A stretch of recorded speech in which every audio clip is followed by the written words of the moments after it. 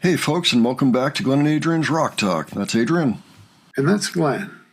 And today we are going to look at some of the concert that the Warning put on opening for Guns N' Roses at Estadio Mobile Super in Monterrey. Essentially the baseball stadium there. Mobile Super Baseball Stadium. And that was October 23rd of 2022. Now, over on the other channel, Modern Rock Talk, I just took a look at an after movie for this event, and I got to see the dressing room that they were given, which was a little bit silly. It was outdoors and inflatable and had windows that were transparent. So perfect if you're going to be changing into a costume. This is outside of a stadium. So that was confusing. And then it turns out when they get on stage, there's no banner. We usually see a Warning banner, like we saw one at Foro Sol for the Foo Fighters. My understanding is that Guns N' Roses themselves weren't that accommodating somehow or another. In fact, this was a time period when Axl didn't travel with the rest of the band. They only saw each other on stage, and then they were completely separate from each other, so probably not the most healthy time either. That's the backdrop under which we start watching this show, which by all accounts still went pretty well. I'm told to pay attention to the beginning of Z, so we'll do that. We're going to listen to Z and Queen of the Murder Scene today, their first two songs on what appears to be a 7-song set list. So I am looking forward to it. Not really sure what to expect exactly, so we're looking at Eric Alderetti's version of this concert. Adrian, do you have any thoughts ahead before we look at this? I'm just looking forward to seeing it. I know Eric Alderetti does some good videos. Sure does. Let's go ahead and dive into this. There should be time, I'm assuming, to stop before Queen of the Murder Scene, but if there isn't, we'll let it roll.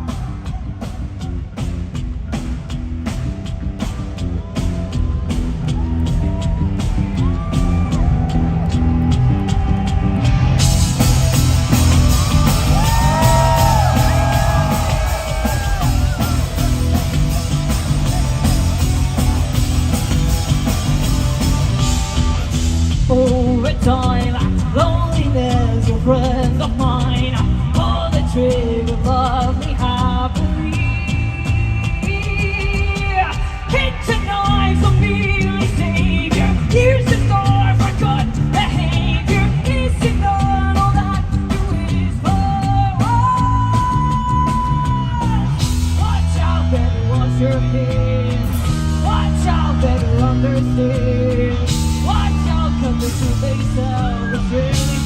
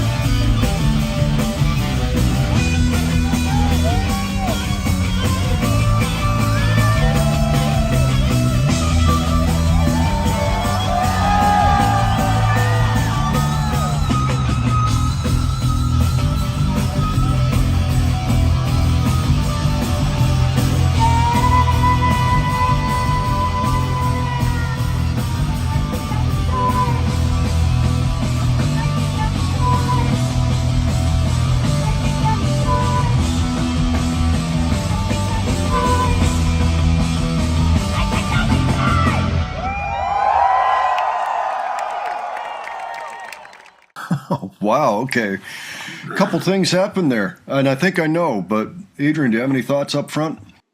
Well, just I thought the extended intro was a good idea. But there were a few wrong notes, but there's no big deal really. With them, they know how to laugh it off and everything. So. Yeah, which was a good thing. This is kind of a high-pressure situation. They're coming out in front of a stadium, which they've done before, but it's not an everyday occurrence.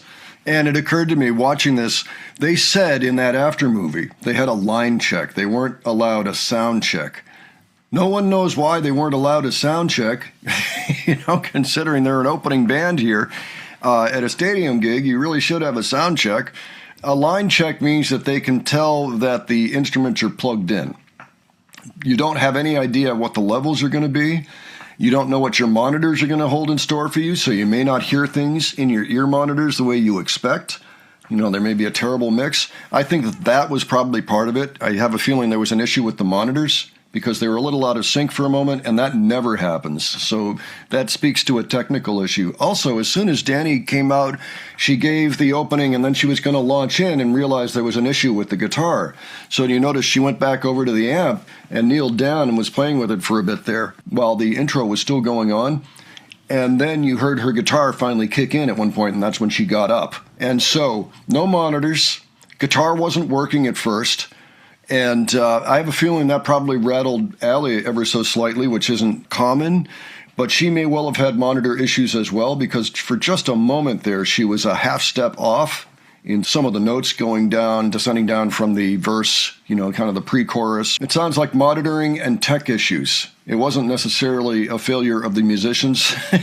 And we've never seen anything quite like that before, so I think it's pretty well established that they are rock solid where it comes to playing their own songs and everything. So anybody that, if this was your first time seeing The Warning, there was a lot more going on behind the scenes there. And so it's understandable. It also does raise questions for me about Guns N' Roses, like, how come they didn't get a sound check? Like, what is that about? Like that just doesn't seem right in this situation. I would understand that if there were a lot of bands, you're at a festival perhaps, and you're swapping in bands as fast as you can, and there's another band coming on and all that. But as far as I am aware, they were the only opener that day. So I don't get it. I'd love if somebody could explain that to me. You know what else I noticed is there's no light show. They're just these same lights. Nothing ever changed.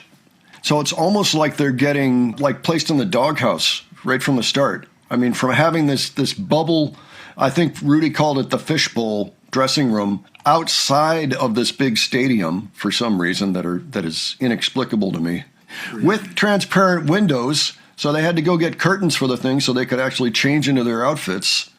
Axl Rose, I'm talking to you. What happened at this gig? If you have any answers for us, leave them in the comments below, because I want to know. So anybody else that was there, if you have thoughts, let us know as well. But it just seemed to me like they were kind of suffering at what seemed like an odd set of completely avoidable circumstances, and I'd like to know a little more about that. They did finish up strong. I mean, after that first verse, they were solid all the way. I think also Pow turned off the backing tracks. I think that was a wise move, and they sounded great, and you almost didn't even notice any difference at all. Yeah, they did it in time. We got some beautiful footage of Danny banging out a guitar solo. Yeah, I love when she does that solo and she's doing this, and then she goes like that, just like. And first of all, it reminds me of one of the Peanuts gang, But then it also kind of reminds me of when a cat puts their, and you want to stroke the chin, stroke my chin, kind of like that. Yeah, so that always is kind of a fun thing for me to see. It's great to see her in the spirit, in the moment for that part of the song. So, and it's a real barn burner song too. I love listening to this song. How doing the scream at the end, I think that we should. Yep. She's really good at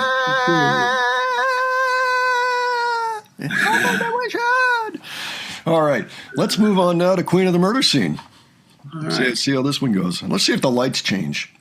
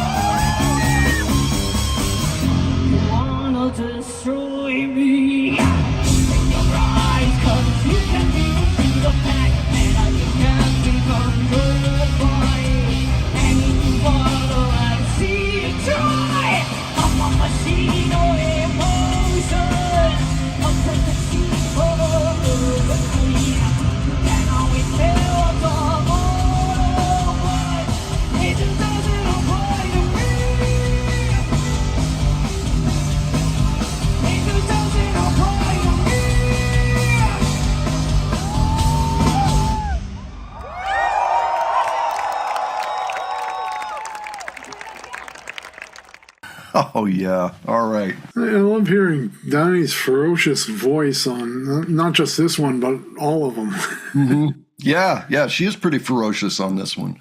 Yeah. Yeah, this is a favorite of ours. I love hearing all the stuff that Pau and Danny are playing. Actually, I'm sure Allie is too. We just don't hear it as well on the bass, but it's not a straight dunk dunk dunk dunk dunk. It's a dunk dunk dunk dunk dunk dunk dunk dunk dunk kind of a thing going on throughout the song. So there's extra propulsion that perhaps is a little bit subconscious to most listeners. And yep, that one went without a hitch. I noticed that Danny had to kind of do a 50-yard dash at the end of the solo because he can wander off quite a ways. But then at the end of the solo, she's in front of the drums, and that's still, 20 feet away from the mic. It's like, well, here we go. And they know how to prowl that stage. I noticed towards the end there, Allie had wandered probably 20 feet in the other direction of her mic. Kind of off closer to where Danny went with her solo, kind of addressing the crowd over there, too. So making good use of the stage, the size of the stage. Whatever stage they're on, whatever the size is, they make good use of the allotted space. And this was a good example of that. Yeah, Ollie, doing her usual crawling around her part of the stage and other parts of the stage, I guess. It's just something cool about the way she does that. Yeah, I think so. So the lights didn't change at all. So, anybody watching this that was actually at this gig, could you let us know what your thoughts were at the show? Did you stick around for Guns N' Roses, or were you there just for the warning? Some of their music is pretty good, but they seem to have all the problems, all the classic problems of rock bands that couldn't quite handle all the stuff going on in their lives, in their careers, in their profession. And it seems like that lives on to this very day. Wishing them the best in maybe eventually sorting that out, instead of ending the way that Jane's Addiction did with a fist fight on stage.